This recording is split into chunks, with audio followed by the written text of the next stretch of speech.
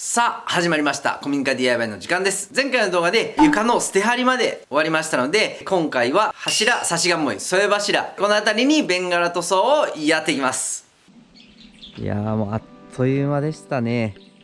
桜もうほぼ葉桜です。さあ行こう。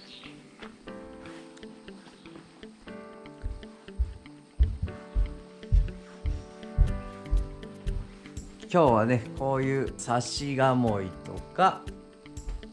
こういう部分ですね、まだ濡れてないところを塗っていきます。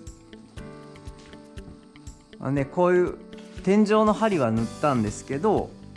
この辺のね差し鴨居とかはまだ全然塗ってないので、もう一段ね光沢が出ると思うんでね、やっていきます。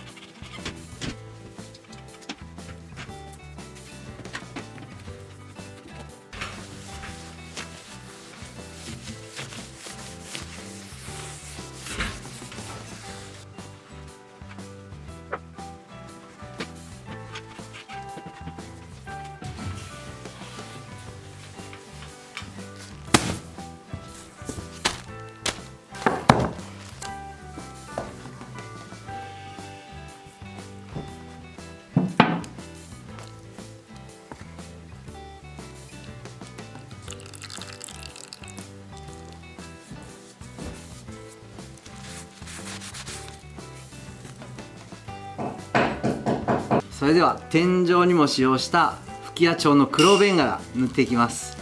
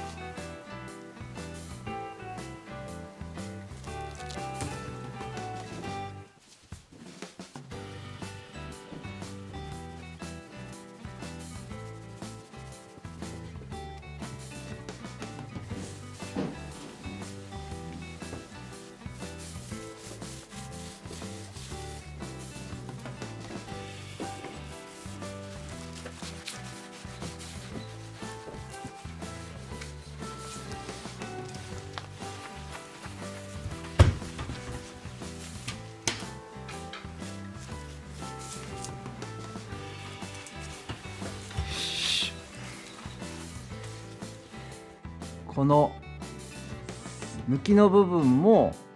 ベンガラ塗っていこうと思います。いろいろこの辺のね壁とか床の間とかにも色が入ってくるんで、多分ここがちょっと邪魔しだすんじゃないかと思うので、黒ベンガラに変えようと思います。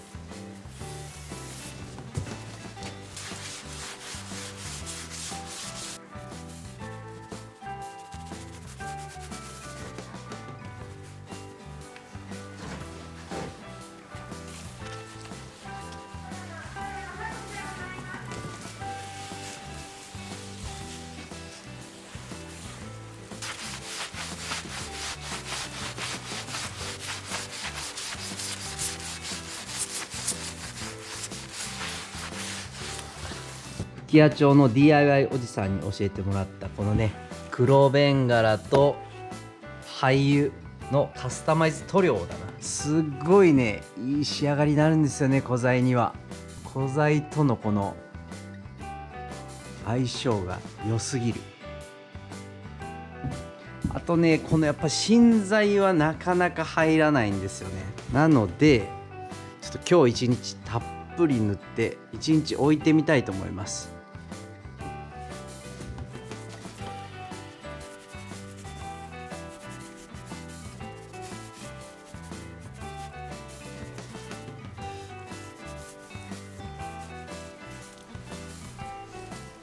これでね一回置いて帰ってみます。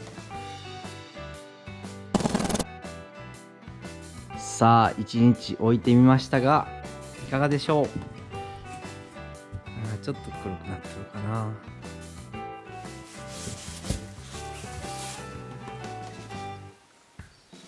今回この田の字のセンターの部分の添え柱に関しては壁の中に入るところなので塗ってません。で今回この一番うまくいったこの塗装がねうまくいった柱これになります。これが古材でこれが芯材、かなりねマッチングしてると思うんですよね。